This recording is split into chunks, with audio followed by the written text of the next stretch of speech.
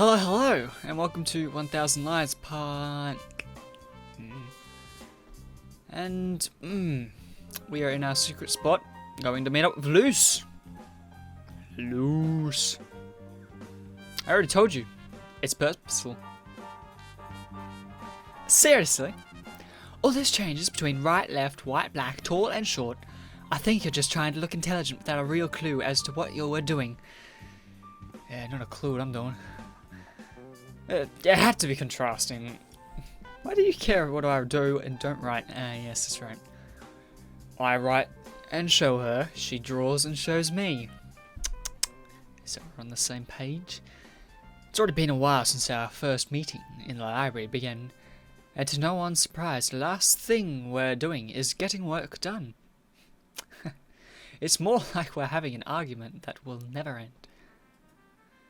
And by argument, I mean that Luce is on the offensive towards me and the toughness and strictness of a court-martial. It's not like this kind of treatment matters to me anyway, and considering that my mind is distracted by others' thoughts right now, you could say that I'm taking it in stride. It only manages to upset Luce, who continues sarcastically questioning me about everything that comes to her mind. She, of course, doesn't know anything about the emails or the sender, which somehow helps me to forget about the outside world, as if this library is a bubble that impervious to everything outside of it. We already know who the emailer is. It's that little brat who's our age, with a hat. And why is a wolf the main character? It's normal to have animals in fairy tales, but a wolf? Shh. I like wolves. Do you have an issue with that? Not to mention that wolves have been very closely associated with the sun, moon, and all those things, so it's relative. Yes, but, you know, wolves are usually the villains in fairy tales that eat up sheep and make life impossible for shepherds and pig. Well, that's just stereotyping. From the sheep's point of view, the shepherd is only a wolf in sheep's clothing, don't you think? Confirmed, you're just a pretentious hipster. Go grab your MacBook, go to Starbucks already, and don't come back here. Do we have a Starbucks in this small little town? It was you who insisted on us working together. What do you plan to do after this? Illustrate my fairy tale? Make a graphic novel out of it? Do you not like drawing wolves? I don't know. We can figure that out later. For now, let's just have some references, okay? All I want is motivation for me to continue improving. You aren't taking this very seriously. Just thought the Anna line from Overwatch. Or maybe you're overdoing it. Was it Anna or Brig? Nah, it doesn't matter. I'm not playing that game right now. Or maybe you're overdoing it. It seems like you're more interested in making the critics happy than your leaders. I only write for myself. I'm not interested in competitions. It's not like I write to win or gain anything. That's how losers talk. Stop joking. I've told you that writing is like a necessity. Everything else is secondary. Trying to sound interesting again. Why would writing be a necessity at all? The heck are you talking about? Are you going to force me to tell you which one of those requirements of yours? Or maybe with some of your twisted rhetoric? Luce, who up until now never took her eye off me, leans back into her seat, puffs her cheeks out, and then smirks at me. No, this time, I think it'll be a lot more fun if I try to find it out on my own. Her attitude makes me suspicious of the real meaning behind her words. However, I choose to forget about it for now. Do what you want. It's not like I'll tell you, even if you're right. Oh, yes, you will. What makes you think that? Because you're fair, and that's the attitude that justice demands. I sneak a peek, generally perplexed, as this is the first time I've ever been praised by her. Don't delude yourself. Over time, I've learned that being fair is more of a flaw than a virtue. I can tell you firsthand. Somehow she manages to transform flattery into an insult. But looking at her, it's difficult to tell if that was intentional or not on her part. I keep staring at her while she tries to draw something. Not really thinking about anything, but as if I'm trying to scrutinize her different expressions. Focused on the sheet of paper, she tries to ignore me. Little by little, she grows nervous to the point of the pencil snapping. Ooh, don't like me staring, eh? Are you gonna stare at me all day? Yeah. I'm not really inspired, to tell you the truth. You haven't even tried to open your notebook yet. How can you know if you don't try? One can sense these things. Also, I'm running out of pages and I don't want to waste them. I've already told you that I'm more into letting the story write itself. Alright, we're done here. Let's go somewhere else and take a break. This is my break space. But, you know, we haven't even started. Break, period. We both need some fresh air. Do you have any other plans? The window's not open. I don't share Lucy's enthusiasm, as she gets up as noisily as possible in the process. But then, when confronted by the question from her, I can't help but remember the mall and everything that happened before I got here. She seems to notice that I'm thinking and interrogates me about it to the point that I'm forced to talk about the movie I saw, in such a way that it distracts her from pressing me about my plans before the library. Did you watch the movie or not? Well, I can't really say I watched. In theory, yes, but I can't honestly say. Then let's go. I haven't watched it either. Ugh, God, what? Come on, let's go. Let's go. Want to see the movie again? Is it going to tell me what genre it is this time? Been dying to know. We leave the library before I can even blink, and before I realize it, we're watching the movie. But this time the theater isn't empty. But when it comes to understanding what's going on the screen, I can't really understand anything at all because Lucy's sitting next to me. Oh, again. I'm nervous. No to say. Not for the reason one would expect. Again. But because of Lucy's unceasing and penetrating laughter. It's almost like she's having a seizure while laughing, causing her to drop her popcorn and spill her drink on me as collateral damage. What type of laugh is that? And the worst part is that this is supposed to be a horror movie. Ring the bells, throw the confetti. Gee. Yeah, tell me what it was. You told me. Thank you. It's a horror movie. They're watching a horror movie. Wow. They told me this time. I'm glad. That's all I needed. Though now I can't personally relate to this character. I don't watch many horror movies myself, so I wouldn't have wanted to see it. Anyway, Ziva. Hey Ziva, what are you? Are you listening? I didn't receive any message, so I don't know if anyone else is coming or not. Do you mind waiting while Oz and I take a look around? Earth to Endine. Why such interest in the committees, Eva? And why did you want Oz and me to join it with you? You're annoying, Endine. I've told you millions of times already. Yes, it's true that I may have lied a little about convincing the teachers to help you, but there is no hidden motive. It's too much work for me alone to do, and you guys have fun to have around. You shouldn't complain after how much I've helped you with Luce. I just dedicate a sharp look to the imperturbable Ziva. Finally, I give up, scratch the back of my neck, and then walk into the classroom situated behind me. Don't take too long.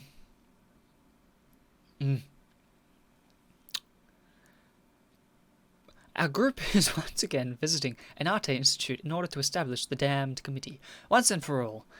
Is our little friend from last step going to be here? Is everyone going to meet up? Is everyone coming? Although Luce shouldn't be here, because she wasn't actually part of the committee. I take my seat in a familiar spot, resting my back against the chair and forcing it to stand on two of its legs, with my own legs now on top of the desk. Nice. Nice and relaxing.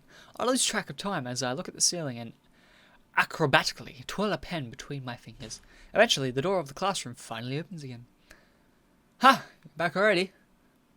I stretch my neck, try-eyed, to peer at the doorway, only to find someone totally unexpected, so much so, in fact, that it caused me to drop the chair to its original position. Hey, there you are, Claire. Nice to meet you, Claire. Ciaran, I finally found you. Claire excitedly walked over to me. We did invite her. Oh, did you forget? You told me to join the committee, but I didn't know where it was, or when it was. Luckily, I heard that you guys would be meeting today, so I've been looking everywhere for it. I didn't miss anything, right? Her little hands hold mine, shaking them to greet them. But I can't find the words to speak with her after what happened on our last encounter. We got a nice picture. What's that face for? Is it that time of the month? Yes, apparently. What are you even saying? I angrily break free from her hold. I'm joking. I know that guys don't have those. Why do you look so concerned? Don't tell me that I've hit a nerve. Have you held deep within you all this time the hidden desire to become a woman? What do you want from me, Claire? Why didn't you tell me sooner? Why did you have to hide the fact that those emails were sent by you? I mean, if she's being conspicuous in the email, why would she not be conspicuous in person? You just add the facts up, man. Although the facts are that we have no clue why she sent it to us in the first place. So that mystery we still need to find out. So that's the issue. Don't be silly, Ciaran. Silly? A stranger that somehow knew my email, address started sending me threatening messages. And then I started having coincidental encounters with you. And now you're playing dumb as if nothing ever happened, even though you admitted to doing it. Stalker. How is that silly? A stranger? So that's what it's come to. Apparently. Claire takes a deep breath and places her hand in her waist. I have never hidden anything from you, Ciaran, nor lied to you. As soon as the topic came up with you, I told you, and I don't regret any of it. Not even a little bit. It was you, after all, who made me take the first step. I did what? Wait, all that stuff you were saying the first time we met at the pond, about your resolution, it was referring to me? Exactly. I don't remember. Remind me. Although I sent the first email, I didn't really feel truly prepared. But once it all started, I couldn't just leave it half-baked. You always ended up wondering if what you did was the right call. But no matter how hard the decision may be, you have to accept it no matter the consequences. Yeah, but how does she know me? And what are you trying to get at? What do you want from me? What did I do to you to cause this sudden interest in me? Maybe magic. That's what I'd like to believe. I want to know you, Ciaran. Know who you are and stay by your side. Don't you think that under any other motivation, I would have had 1,000 other better ways to go about everything? I want the truth. A truth that I still can't define. After all, to me, the most important thing is that you're truthful. I guess. Truthful. What does this have to do anything with being truthful? How do I know that you aren't the one lying? You can't know that, Ciaran. Nobody can. However, you can choose what to believe. Yes, that is a true sentence. That is a big one. And I still believe in those prideful words that which you told me that you wouldn't regret inviting me here. Tell me, Claire, no tricks or messing around. I want the truth. All of this is because you're in love with me.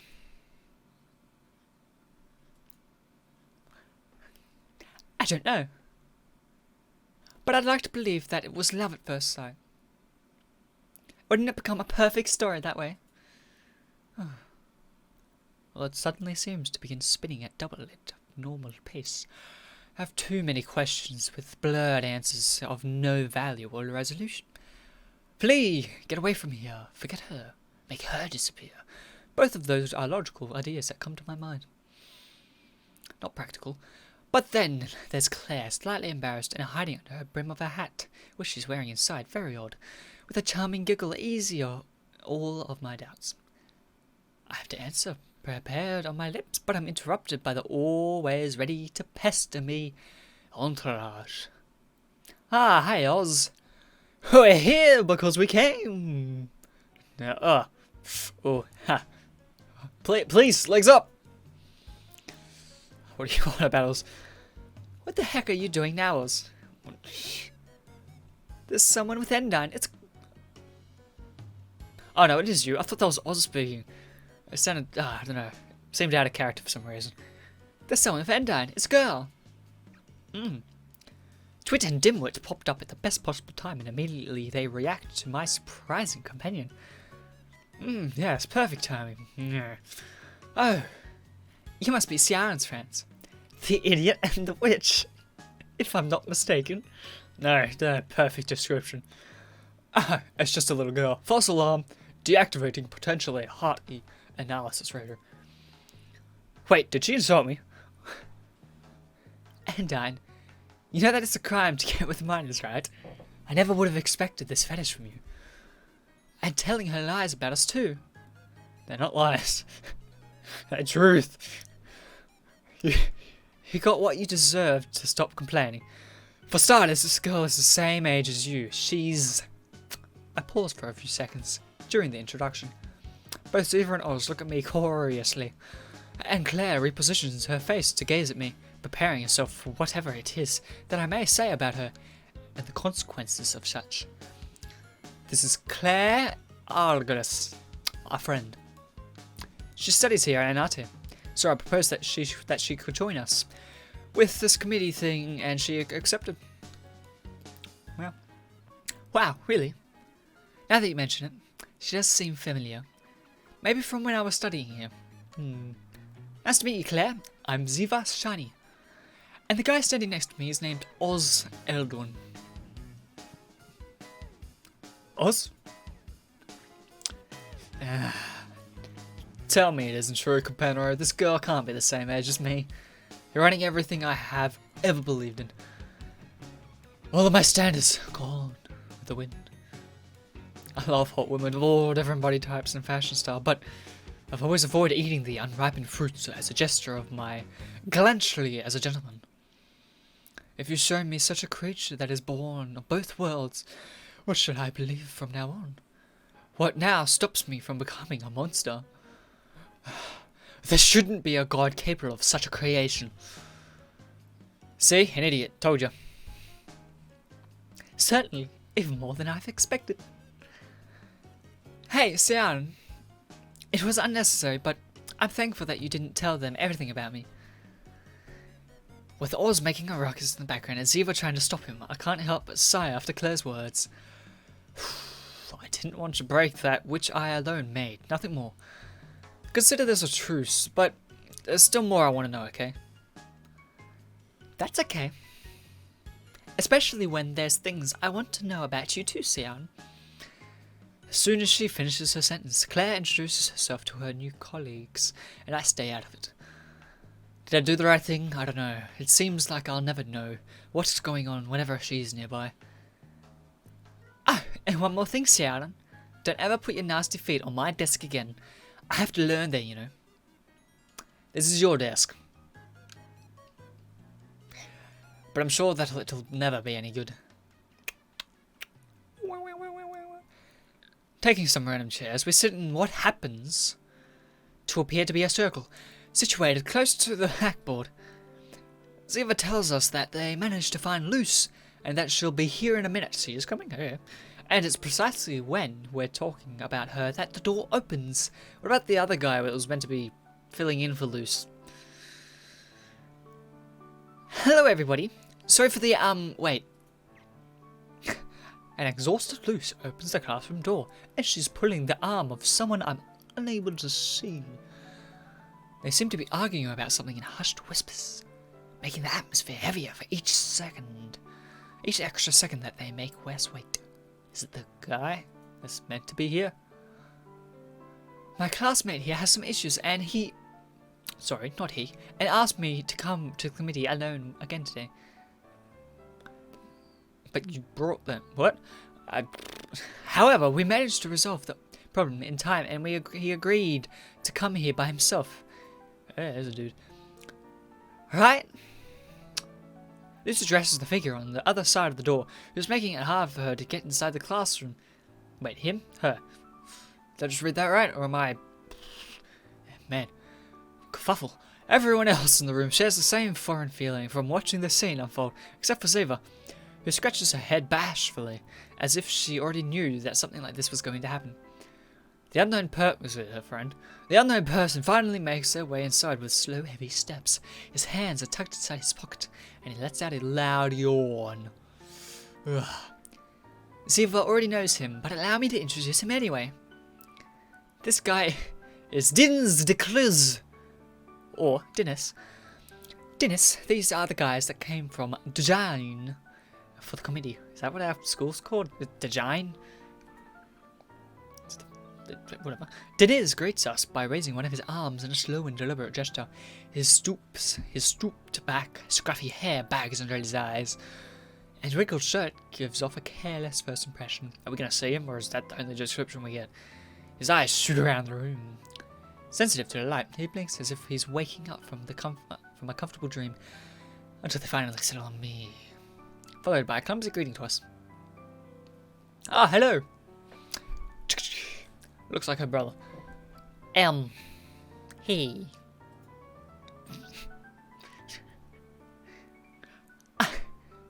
Too many characters. I see that you're looking as bad as usual. Diz, did you try to duck out?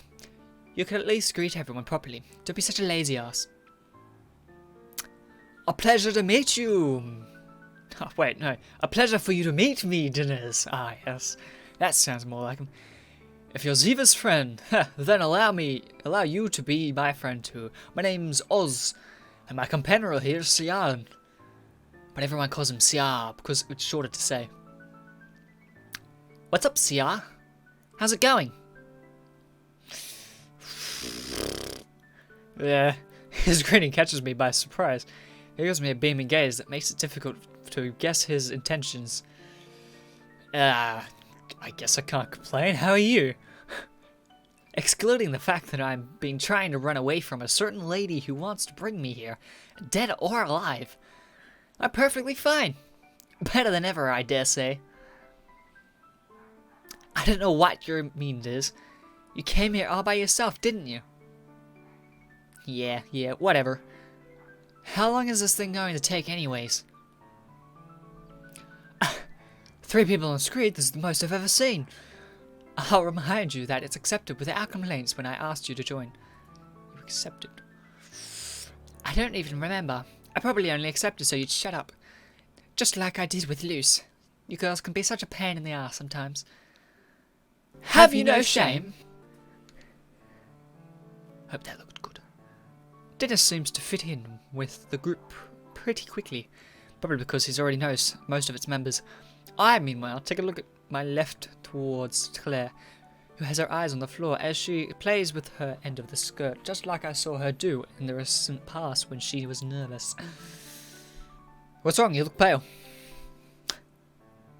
Luce and Dennis are both from the school, yet neither of them are in your class. Not at all. We're all in the same grade, but, from different homerooms. I know Dennis, but, I doubt he recognizes me. I'm not the kind of person who gets too much of attention anyways, you know? Claire is unsuccessful in trying to appear composed. I know she isn't a sociable person, but that's precisely why I invited her here. To come here in the first place. Still, it's really hard to believe that the strange girl who never shuts up can become so different in front of us. I've got to say hi to you, Claire. Did you force you to come here too? Sian invited me. Everything happened so quickly. I'm not sure if I had that. I'm sorry for not telling anyone. Don't worry, girl. Dennis is supposed to be in charge of the committee. It's his fault for not paying attention. He's a little sloppy. It was here as a substitute for a day, and I ended up getting involved in this mess too, you see. Also, my name is Luce. I'm from Class B. Nice to meet you, Claire. Luce and Claire seem to get along really fast. One keeping up her usual good girl facade, while the other is only able to answer with shy, one-word answers that keep a good distance between them. Although they look like opposites, there seems to be some sort of connection forming between them, or at least, that's what I think. At the same time, on the other side of the circle, Dennis is having a conversation with Ziva and Oz. No one would be able to tell that he's the new guy. On the contrary, he happens to share some friends in common with Oz, so they're already getting along well. Suddenly, Dennis sets his gaze upon me once again, which causes me to react surprised. He opens his mouth. I don't know why, it's very weird, making me assume that he's trying to say something, but that I can't hear it. In the end, he carelessly lets out a yawn. Just...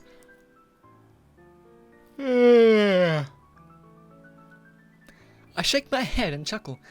Makes me realize that being the last one to get here doesn't really mean that he's the last one to join. No, because that position belongs to me. Ooh. Once the introductions are over, each of us takes our position in the circle, waiting for the first session of the committee to begin.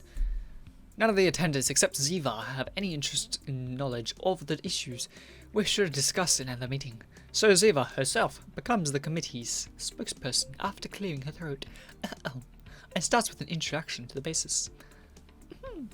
Ziva explains that it's a tradition for both schools to prepare their graduation events together.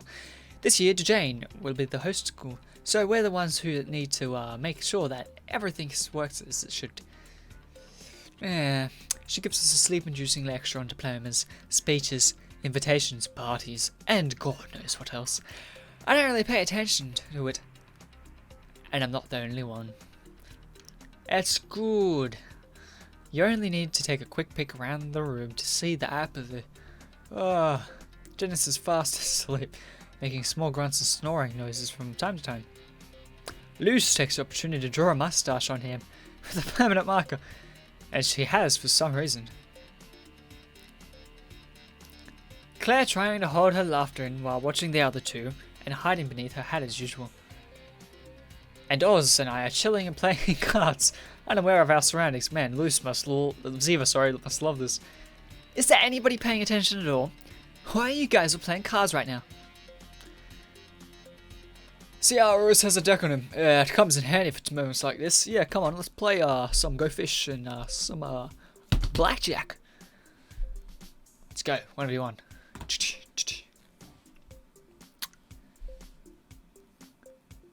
That and a lot of other things. As I always say, a man is as valuable as the contents in his pocket. So a phone and a pack of cards. Sound pretty valuable. You've never said that. Stop making things up. You can't even stop playing the fool for just 5 minutes. What's wrong with you? Nothing?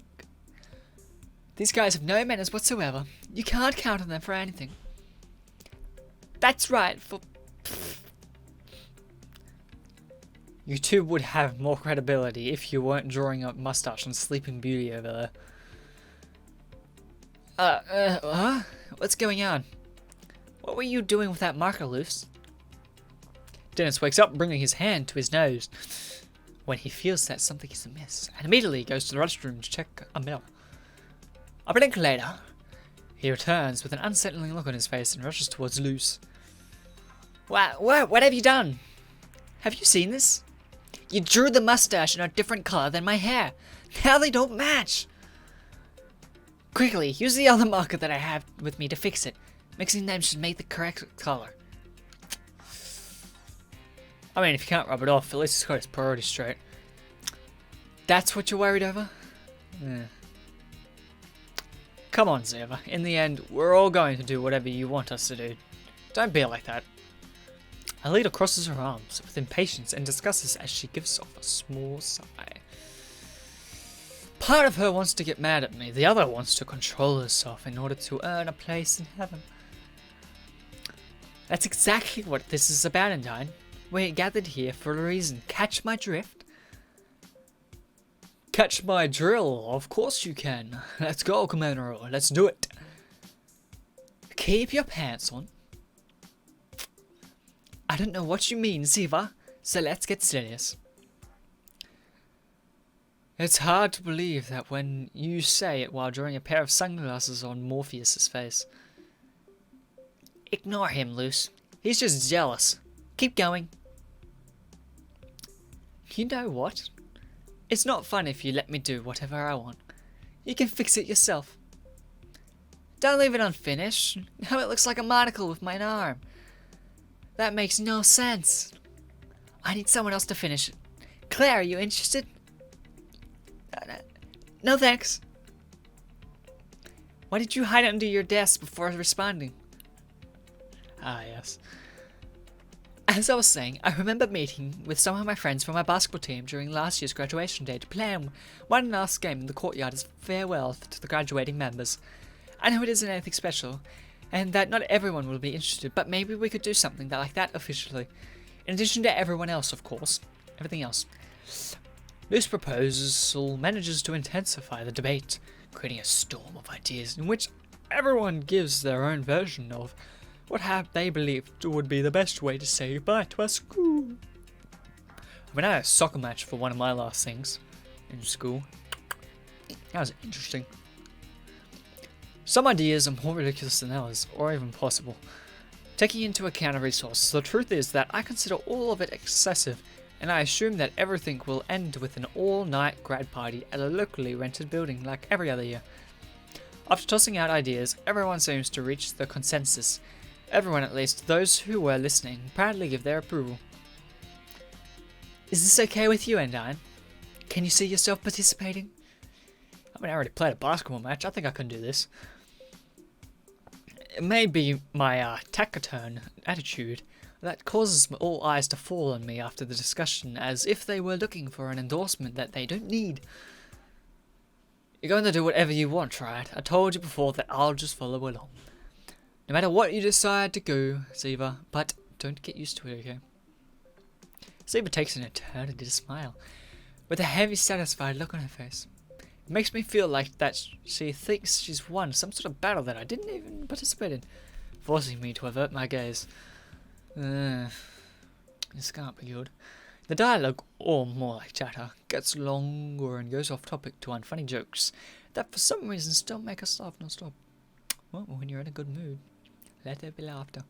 I have to admit, despite being the principal's dissonant sound all throughout the committee meeting, it sure does feel like time flies by now. Before I realize it, Ziva demands our attention once again, this time to bring the meeting to a close. Well, I think this should be enough for today. We can always have another meeting if something comes up, but for now, I think we all know what we have to do. Go home, play video games? I'm going to notify them that we're done. Can an innocent soul that studies here come with me to help explain the situation to the teachers? Whew, not me. I don't study here. Ziva's clearly staring at the only other woman in the room as she asks. There's two other women in the room. Sure, I'll go too. What the hell about Claire? Oh, they're only a woman. She was referring to both of them. I see. I'm the idiot. My bad. Wouldn't one be enough? Okay, I'll come. You don't have to push. The ladies' trio leaves the classroom with more aspiration than they let on. It was as obvious as an excuse as saying they need to powder their noses. After all, Ziva was a student from this school not too long ago. She should know the teachers here well enough not to need any help. Their departure opens a gap between those left behind. The room is now filled with an inescapable silence, or at least until Oz decides to open his mouth. Well, it seems that us men are all alone now. Hey, I was waiting for this opportunity. I think the two of you have some explaining to do. Din and Zai look at each other, both sharing the exact same expression. What is he talking about? Oh, less feigning ignorance and more answering. Come on. Which girls do you like the best? Then I realized that it's Oz who's talking. What else would it have been? I mean, I'm down to create another fort out of the desks. We're all gentlemen here, so we should be able to reach an agreement. 3 girls, 3 boys. The answer is quite obvious. They're all mine! No other way about it. You lose. I win. Weren't you pretty concerned about Claire possibly being underage before? Did you manage to get over that crisis early? Well, I've had enough time to now build our love nest close to the bench. where we'll spend the glorious rest of our days together running a bar to the tourists. I must admit that the speed of your imagination is as overwhelming as ever. I know, but you can leave the praise for later. Now I would like to know how Dennis feels about all this. Although, because you were the last one to join, you don't get any priority when choosing. There's not much to say. I've been studying here for my entire life. Both Luz and Ziva have been my classmates for quite some time. I don't know Luz as well, though. She came to the school later. When was it? 3 or 4 years ago? The point is, Ziva transferred schools this past year, so consequently, I lost contact with her. Before that, though, the three of us were all friends. I met Claire more or less at the same time as Ziva. However, we've always been in different classes, and we aren't close at all. To be honest, it's like she purposely avoids unnecessary contact with others, you know? Basically, I'm not serious about any of them, if that's what you're worried about. I see. You've had an awful luck with the girls like Ziva transfer schools to stay by my side. That's the problem with my magnetic sexuality. I'd like to be less handsome, but it's the perfection that chose me, not the other way around. I think he actually believes the stuff he's saying. I came here about 6 years ago after traveling around half of the world with my parents. That's when I met my companion here. He was also a newbie who had just enrolled in Juan, and was in need of my guidance. Look at us now, inseparable. Not so inseparable, let's just say that I felt pity. In any case, we can all agree that all the girls are mine. You, Dennis, are the last one to join. But maybe you can still get some leftovers, like by licking their boots from time to time or something. I'm alright with that. And CR, well, CR has his dolls, figurines, or whatever. He doesn't even count. I haven't got my figurine of Clay yet. Excuse me. Be respectful. They may not be humans, but they have dignity. Don't insult me. Come on, companion, let's be serious. They're tiny heaps of plastic. No. They're beautiful. You can lick the boots guy is talking to me about seriousness. You shouldn't underestimate someone's wishes, Oz. Have you never heard of the Pygmalion effect? No, can you explain it? Oz shrugs, clueless as to what Dennis is talking about. The Pygmalion effect is an incident where a person, through his or her own beliefs of others, manages to achieve something with faith alone. Like the ability to realize your dreams if you've believed that they've come true. Cool. Its name comes from the Greek myth of King Pygmalion, who sculpts a statue of a woman named Galatea, and he falls in love with her.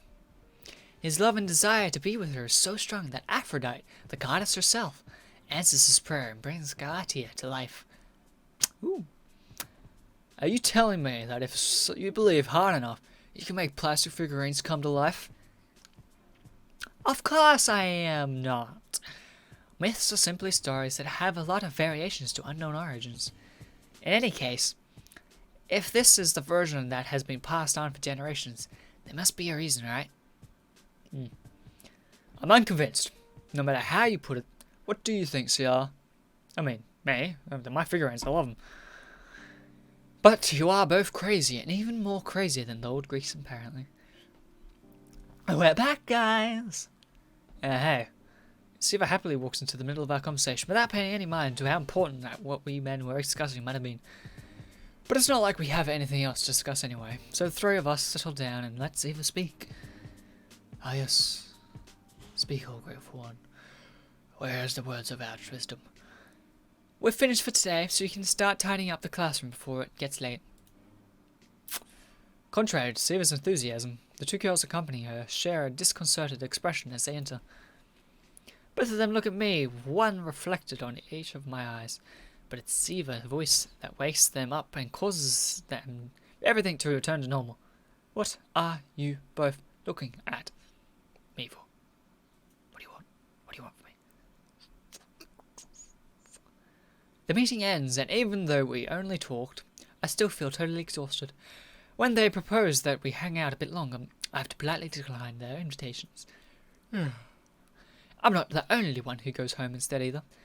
Dennis disappears as if he were some kind of prisoner on the run, and Claire announces her departure with a bashful voice, weak as that of a newborn baby bird.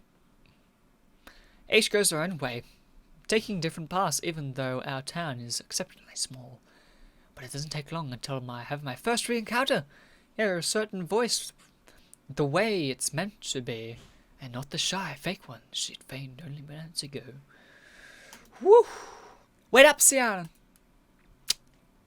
Ah, yes. Claire. Do you mind if you walk from me a bit? Ah, not at all, but that walking will have to happen next time.